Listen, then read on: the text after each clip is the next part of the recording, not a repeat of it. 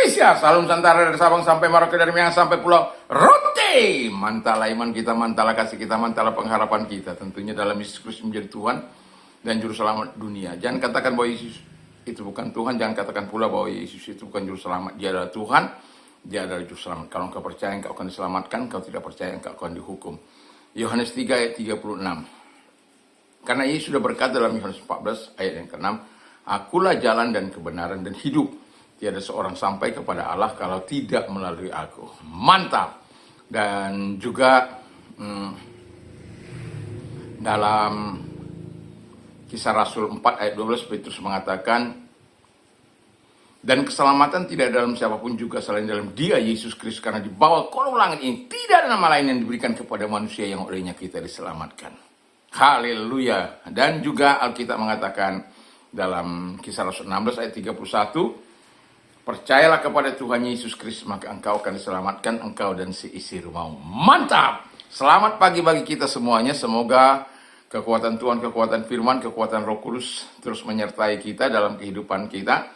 Dan biarkan iman kita bertumbuh dalam Dia. Sebelum kita mendengarkan firman Allah di pagi hari ini, izinkan saya berdoa bagi kita. Terima kasih Tuhan, kiranya Tuhan berkati Bapak Ibu kami, saudara-saudara kami, umat-Mu Tuhan, gereja-Mu, dalam segala persoalan mereka. Tuhan menolong, Tuhan selalu menyertai mereka, Tuhan selalu menolong mereka. Apapun yang menjadi persoalan mereka, Engkau selesaikan. Dan biarkan kami mengikuti firman-Mu dan mentaati firman-Mu dalam hidup ini. Dalam nama Yesus, haleluya. Amin. Kita akan membaca Alkitab dalam 2 Timotius 3 ayat yang ke-16. Segala tulisan yang diilhamkan Allah memang bermanfaat untuk mengajar, untuk menyatakan kesalahan, untuk memperbaiki kelakuan, dan untuk mendidik orang di dalam kebenaran.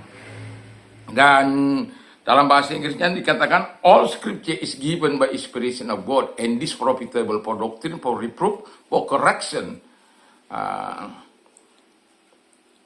for instruction in righteousness. Jadi bahwa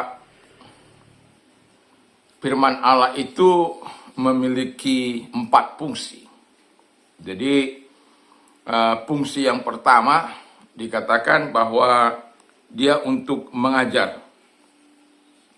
Maksudnya mengajar di sini bahwa ia memberitahu apa yang benar supaya hati kita, isi kepala kita juga benar. Karena dia mengajarkan hal-hal yang positif, hal-hal yang apa yang bisa kita lakukan dan apa yang tidak kita bisa lakukan dalam kehidupan kita.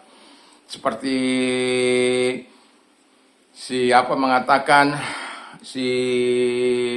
Pemasmur mengatakan dalam Mazmur 119 ayat yang ke-9, how can a young man keep his way pure by living according to your word?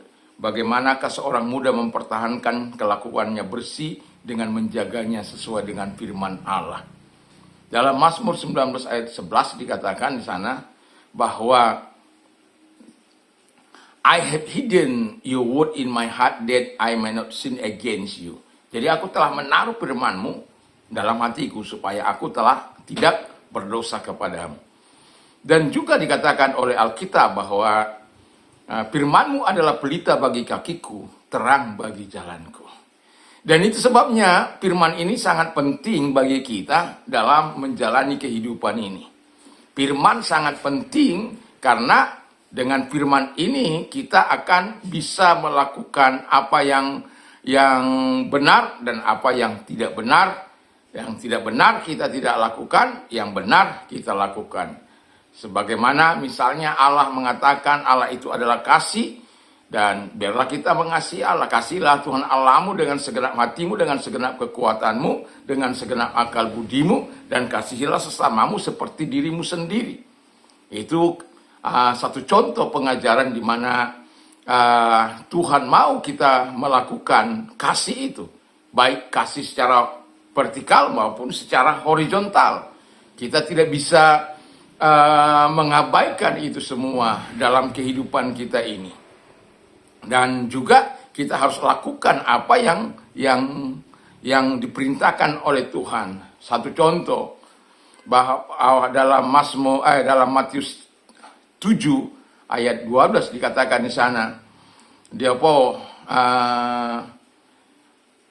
Dikatakan di sana, segala sesuatu yang kamu kehendaki untuk orang perbuat kepadamu, perbuatlah demikian juga kepada mereka. Whatever you are meant to do to you, do also to them, for this is the law and the prophet. Jadi, apa saja yang orang ingin orang lain lakukan kepadamu, lakukan jugalah demikian kepada mereka. Atau kalau dalam terjemahan bahasa Indonesia, segala sesuatu yang orang lain yang engkau kehendaki untuk orang lain perbuatlah juga demikian kepada mereka, karena itulah isi seluruh hukum Taurat dan kitab para nabi. Jadi apa saja, kalau kita mau dihormati, hormati orang lain. Ini adalah the golden rule-nya Tuhan Yesus. Jadi inisiatif itu ada dalam kehidupan kita. Kadangkala pemimpin bangsa kita tidak punya inisiatif memimpin bangsa ini. Hanya apa yang sudah terjadi malah menambah beban. Satu contoh, pajak 82%, 82,5% itu operasi negara ini karena pajak. Pertanyaan kita adalah, di mana kekayaan alam ini? Di mana kekayaan tambang itu? Di mana kekayaan laut itu? Di mana kekayaan perkebunan itu? Di mana kekayaan hasil laut, hasil gas, dan lain sebagainya? Tapi memang aneh bin ajaib negara ini. PLN rugi. Ya, Pertamina rugi. Sementara kita yang jual misalnya minyak per liter aja bisa untung, tapi Pertamina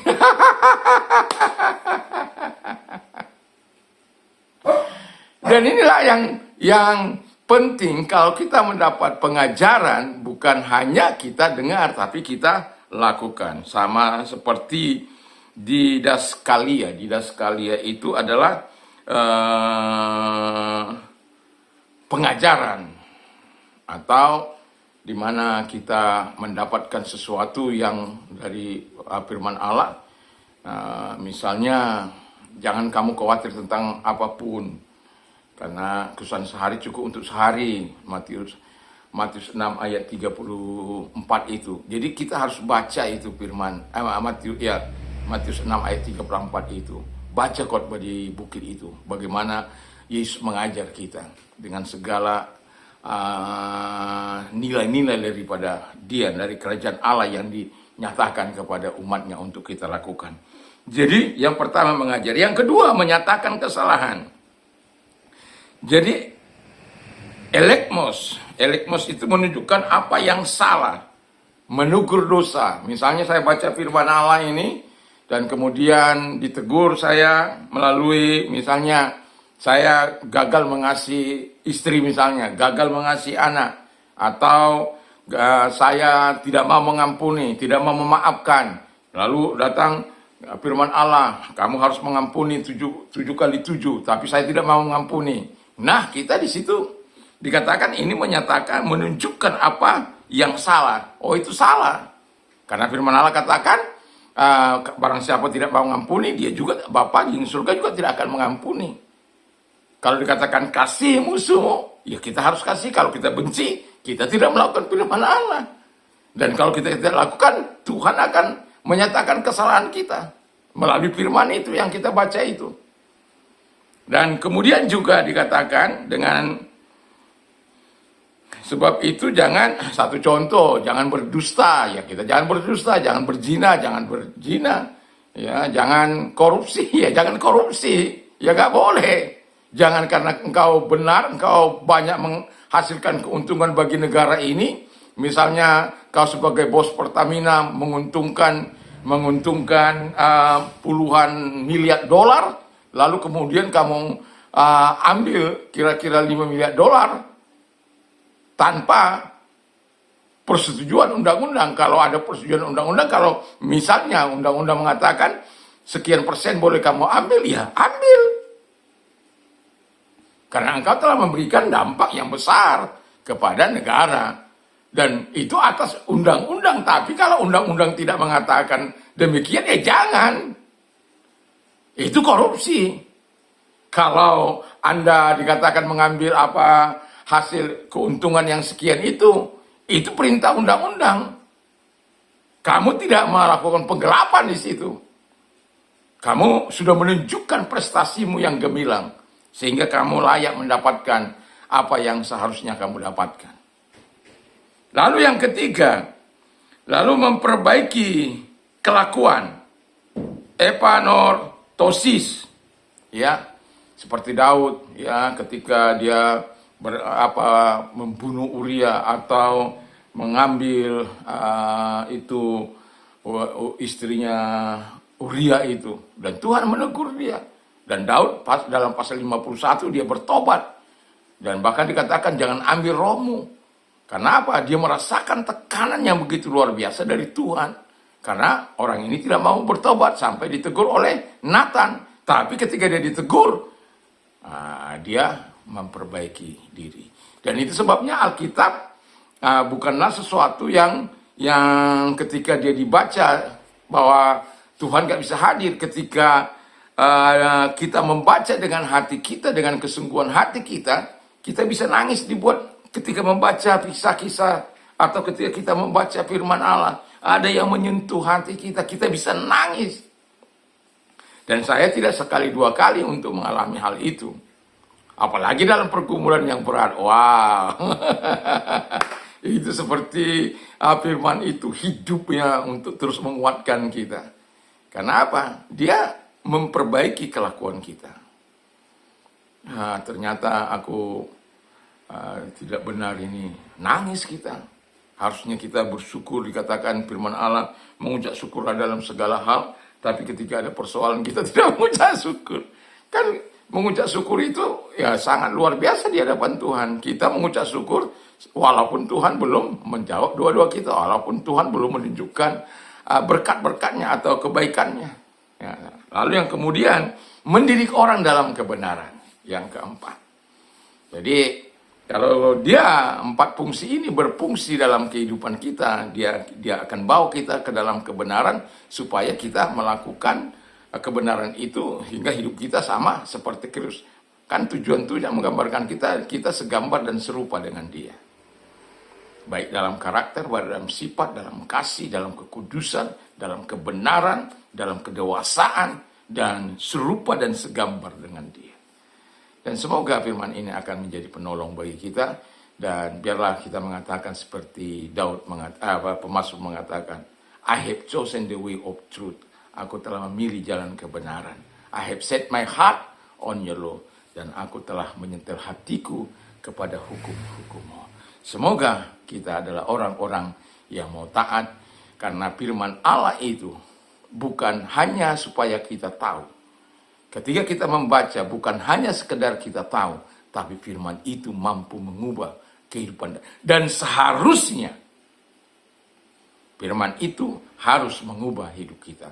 Kalau kita sampai membaca firman Allah bertahun-tahun, tapi dia tidak mengubah hidup kita, dia tidak mentransformasi hidup kita. Firman itu hanya kita baca saja sebagai pengetahuan, tapi dia tidak pernah mengubah hidup kita dari dalam. Ternyata berarti ada something wrong dalam hidup kita. Ada kedegilan, bebal, nabal, akhirnya gagal. Ya, kenapa?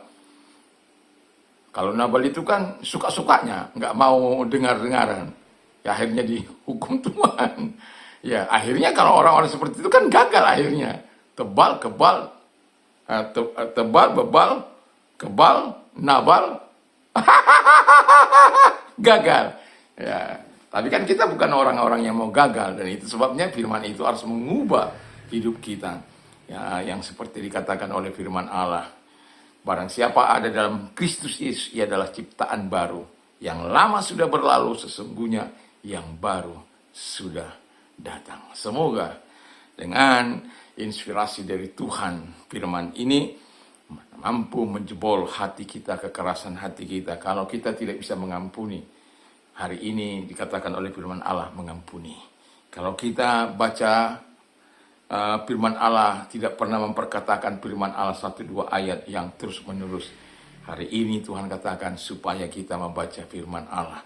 Dan ketika kita tidak bangun pagi-pagi bukannya berdoa tapi baca dengar radio atau buka televisi atau lain sebagainya.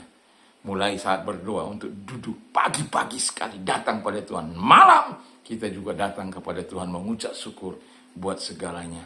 Ada banyak hal yang bisa Tuhan kerjakan melalui firman-Nya. Setialah membaca firman Allah. Sehingga firman Allah itu akan mengubah kita. Makanya saya ulang lagi, pemazmur mengatakan, how can a young man keep his way pure by living according to your word? Bagaimanakah seorang muda mempertahankan kelakuannya bersih dengan menjaganya sesuai dengan firman-Mu. I have hidden your word in my heart that I may not sin against you. Aku telah menaruh firman-Mu dalam hatiku supaya aku tidak berdosa kepadamu. Karena apa?